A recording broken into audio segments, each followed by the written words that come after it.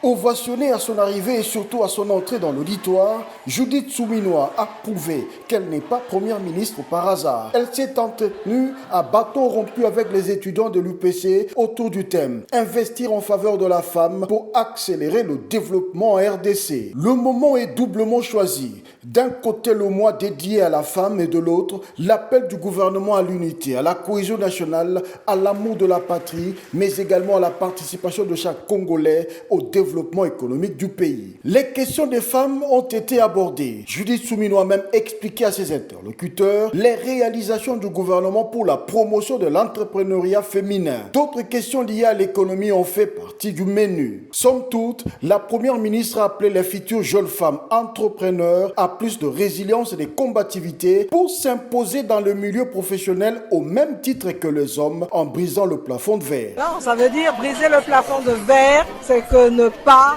être impressionné parce qu'on est une femme. Au contraire, nous avons des compétences et nous ne devons pas hésiter à les mettre à profit pour pouvoir travailler dans les conditions les meilleures au même titre que les hommes, et nous ne devons pas le craindre. Nous devons nous affirmer et toujours avancer. Judith Suminwa n'a pas manqué à appeler ces jeunes à participer à l'effort de guerre. Tout Congolais et toute Congolaise aujourd'hui doit se lever pour dire non, pour ne pas à ce que l'intégrité territoriale et la souveraineté de notre territoire soient bannies.